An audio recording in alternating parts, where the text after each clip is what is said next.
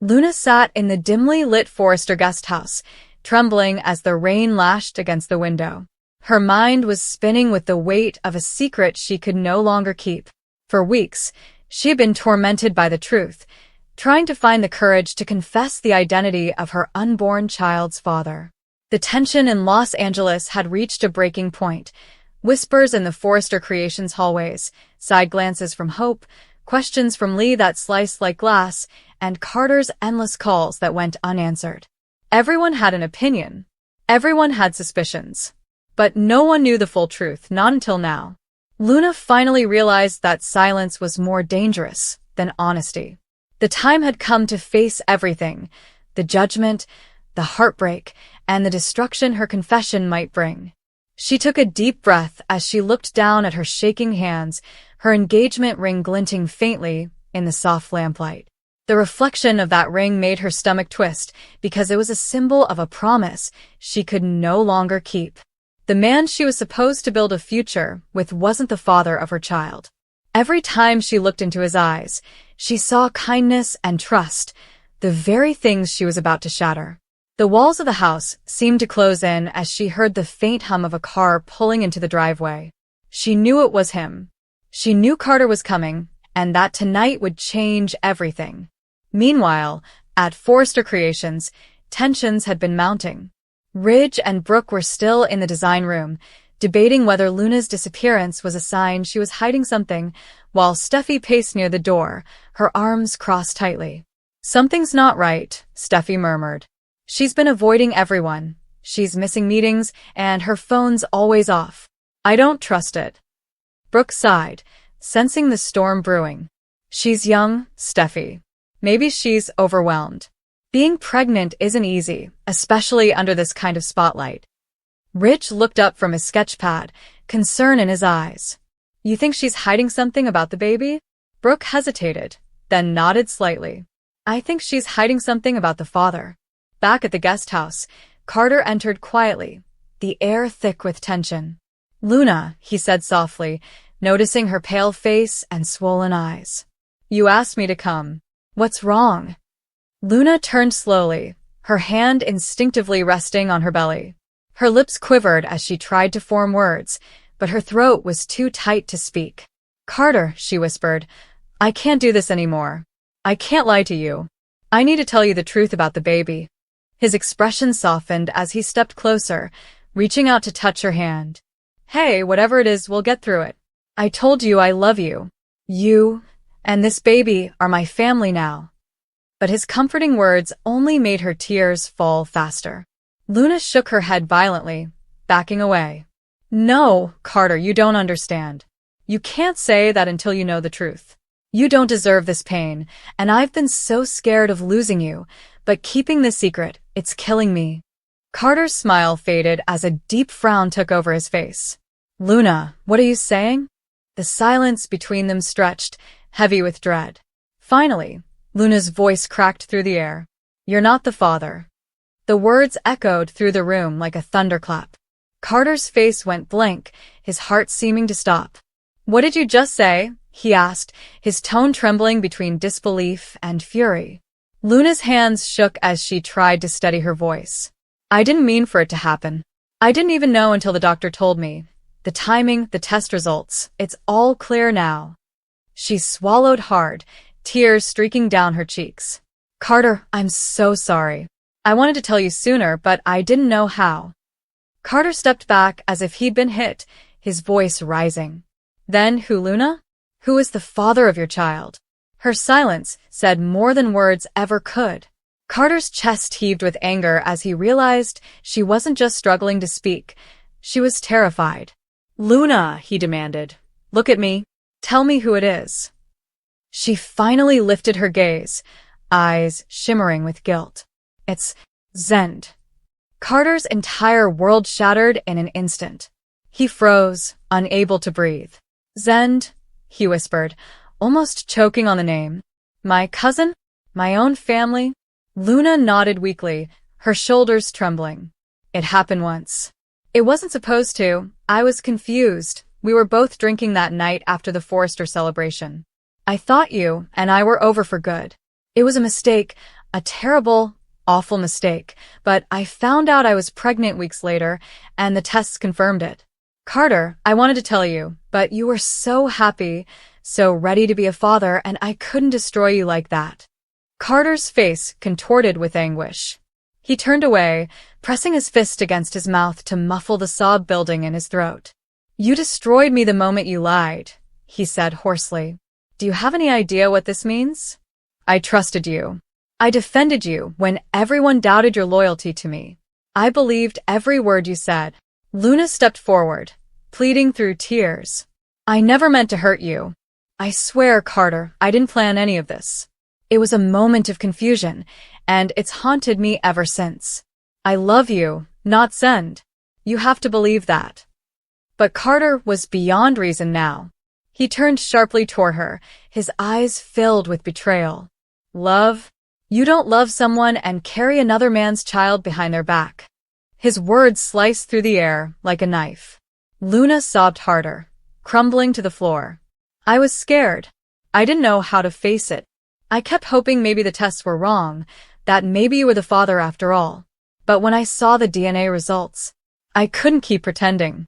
You deserve the truth, even if it means losing you. Outside, lightning split the sky as the rain poured harder, mirroring the chaos inside. Carter stormed out of the house, unable to face her. Luna collapsed onto the floor, clutching her stomach, crying uncontrollably. The door slammed behind him, echoing like the sound of a future destroyed. Meanwhile, back at the Forrester mansion, Zende was alone in the living room, staring at a picture of his family. He hadn't slept in days, haunted by guilt and the secret he had buried deep inside. He knew there was a chance, a slim but terrifying chance, that Luna's baby could be his. He'd begged her to keep it quiet, to let Carter believe what he wanted, but now he could feel in his gut that everything was unraveling. The knock on the door made him jump. When he opened it, Carter stood there, soaked from the rain, his face a mask of rage.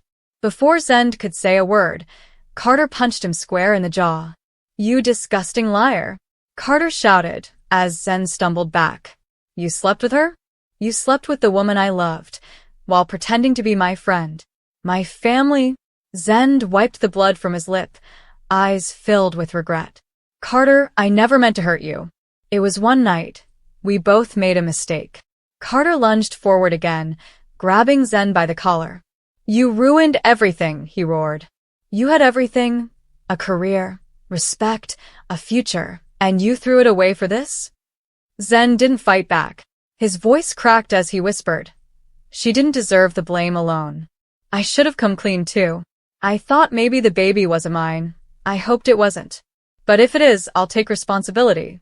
I'll be there for her and the baby, even if you can't forgive us. Carter's fury turned to devastation. He released Zende and stumbled back, shaking his head. You'll never know what you've taken from me, he said quietly. The woman I thought I'd spend my life with, the family I thought I had gone. He turned and left, his heart heavy with betrayal. By the next morning, the Forrester family knew. Gossip moved fast in that house, and by the time Luna arrived at Forrester Creations, the tension was unbearable. Brooke, Ridge, and Steffi stood in the office, whispering when Luna walked in. The silence that followed was deafening. Luna, Steffi said coldly, is it true? Did you sleep with Zende while you were with Carter? Luna's face was pale, her voice barely above a whisper. Yes. And the baby is his. Brooke gasped, covering her mouth, while Ridge closed his eyes, exhaling deeply. Oh, Luna, Brooke murmured, this will destroy Carter. Luna nodded tearfully. It already has. Steffi folded her arms, her expression sharp. Do you have any idea what you've done to this family? To the Forrester name? This kind of scandal, it's exactly what we don't need. Luna's lips trembled. I know, and I'll take responsibility. I just couldn't keep lying. At that moment, Zende entered, face bruised but composed. He stood beside Luna, taking her hand, a silent declaration that stunned everyone. I'm not hiding anymore, he said firmly. The baby's mine, and I'll be there for Luna. I know what I did was wrong, but I'm not walking away. Ridge stared at him in disbelief. Zende, this is your cousin's fiancé. You've betrayed your family. Zende lowered his head. I know. And I'll regret it for the rest of my life. The following days were filled with chaos and heartbreak. Carter avoided everyone, burying himself in work and refusing to speak to either of them. Luna tried calling him, visiting his office, even begging through the door, but he never responded. Hope found Luna crying in the design room one afternoon and sat beside her quietly. You did what you had to, Hope said gently. It's never easy to tell the truth, but at least now you're free of the lies. Luna shook her head, her face buried in her hands. Free? I've lost everything. The man I love, the respect of this family, and maybe even my future here. I wish I could undo it all. Outside, Zende waited for her, trying to offer comfort, but she could barely look at him.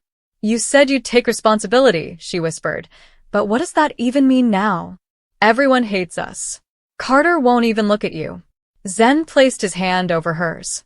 It means I'll be here for you and the baby. No matter what happens, we'll get through this. Luna turned away, tears glistening in her eyes.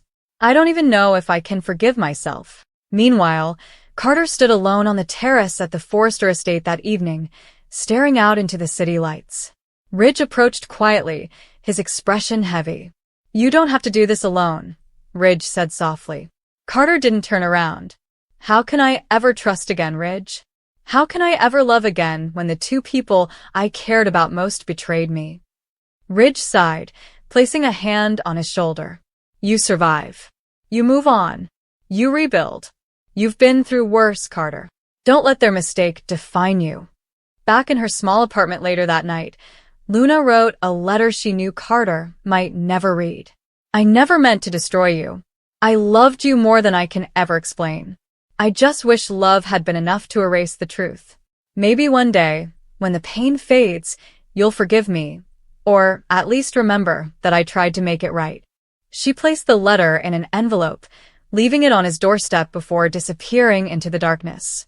Weeks later, as Luna's pregnancy advanced, the tension began to settle, not healed, but quieted. Zende accompanied her to doctor appointments, his hand often resting protectively on her stomach, while whispers followed them everywhere they went. Brooke, though disappointed, showed compassion, offering Luna advice and reassurance that the baby deserved love, no matter how it came into the world. Carter kept his distance, but sometimes, from the corner of her eye, Luna could see him watching her, a mix of sorrow and lingering affection. The day of her ultrasound, Luna lay on the table, staring at the flickering image on the screen.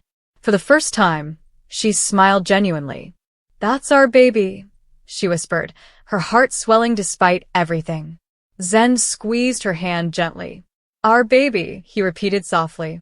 For a brief moment, the world outside disappeared. But in the back of her mind, Luna knew that nothing in Los Angeles stayed buried for long. This was just the beginning of another Forrester family storm, one born out of love, betrayal, and the painful price of truth. And as she looked at the ultrasound image, Luna whispered through her tears, You'll know the truth, my baby. You'll know everything, because secrets destroy families, and I'll never let that happen again.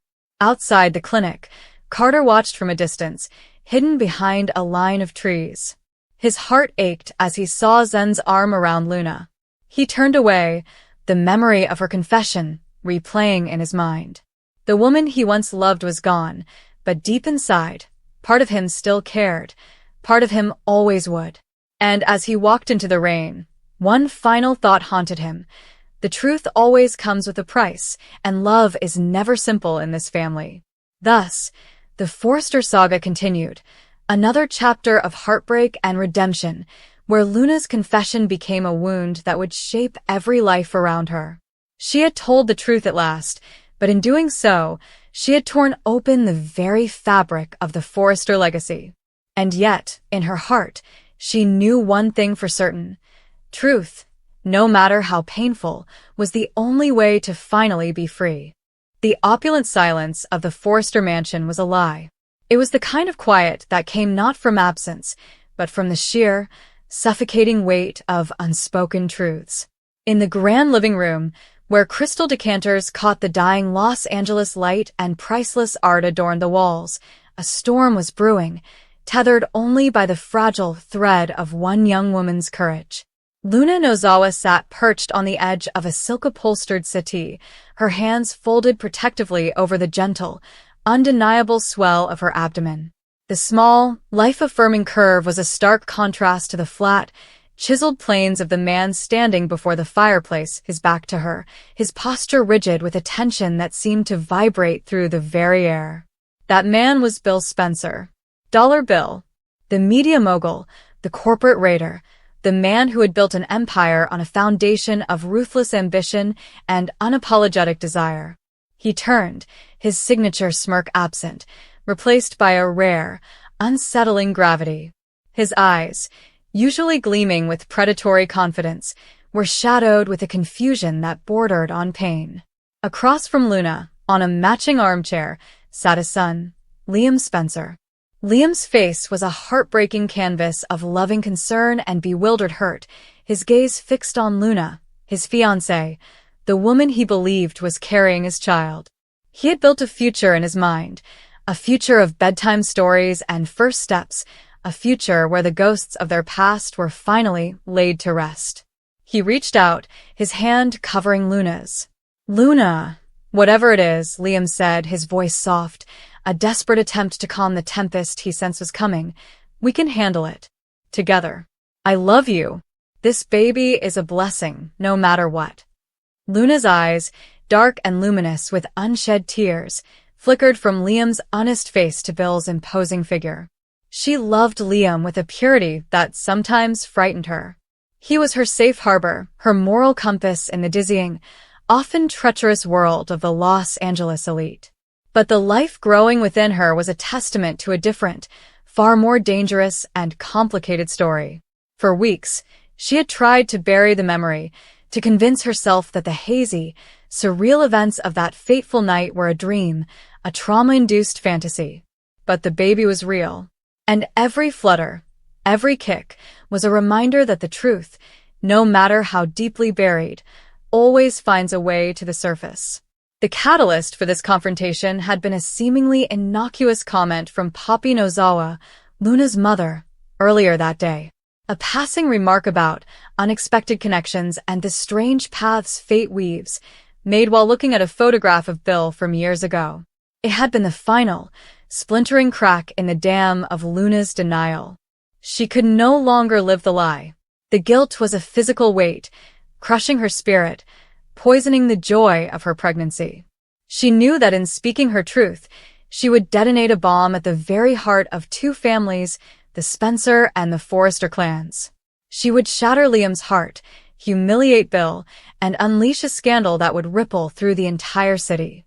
But to remain silent was a betrayal of a greater magnitude, a betrayal of the child who deserved to know its origin, and a betrayal of the man she loved, whom she had promised a life built on honesty. Taking a shuddering breath that felt like shards of glass in her lungs, Luna gently pulled her hand from Liam's.